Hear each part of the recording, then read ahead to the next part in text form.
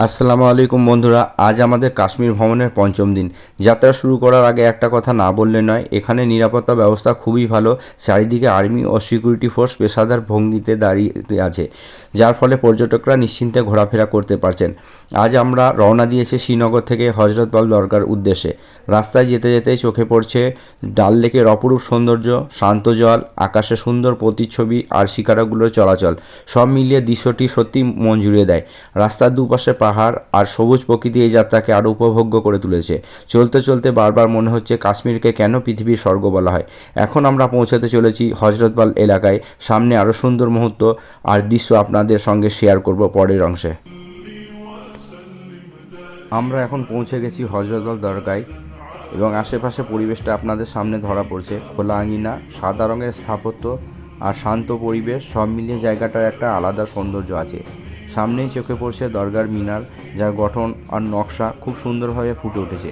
চারপাশের পরিবেশ অত্যন্ত শান্ত ও সুব্যবস্থিত।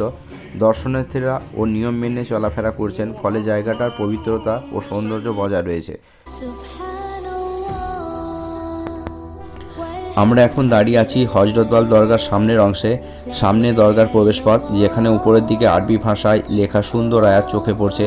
সাদা স্থাপত্য আর এই লেখাগুলো মিলিয়ে পরিবেশটা খুবই শান্ত ও সৌন্দর্যময়।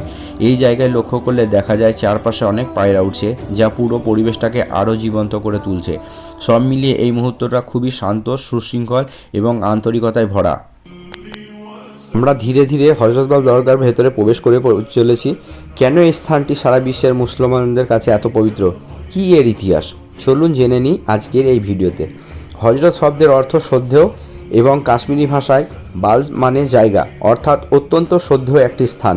এটিকে আশারি শরীফ বা মদিনাত উস সানিবও বলা হয়। এই জায়গায় ইতিহাস শুরু হয় 17শো শতাব্দীতে।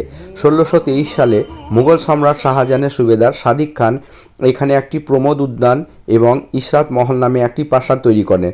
1634 সালে সম্রাট শাহজাহান নিজে এখানে এসে প্রাসাদটিকে একটি প্রার্থনা কক্ষে বা মসজিদে রূপান্তরিত করেন। এই দরগার সবচেয়ে বড় বৈশিষ্ট্য হলো এখানে রক্ষিত মহি মুকাদ্দাস। এটি ইসলামের শেষ নবী হজরত মোহাম্মদ সাল্লাল্লাহু সাল্লামের পবিত্র দাড়ি মোবারকের একটি চুল বলে বিশ্বাস করা হয়।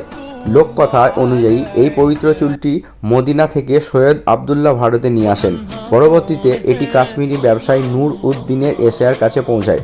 1699 সালে এটি কাশ্মীরে আনা হয় এবং প্রাথমিকভাবে নকশবন্দ সাহেবের খানকায় রাখা হয়, কিন্তু ভিড় সামলাতে না পেরে এটিকে হজরতবালে স্থানান্তরিত করা হয়।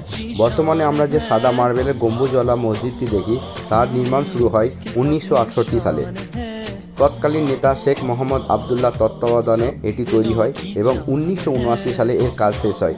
এই পবিত্র নিদর্শনটি বা মহি মুকাদ্দাস বিশেষ কিছু দিনে জনসাধারণের জন্য প্রদর্শন করা হয়, বিশেষ করে ঈদে মিলাদুন্নবীর মতো ধর্মীয় উৎসবে।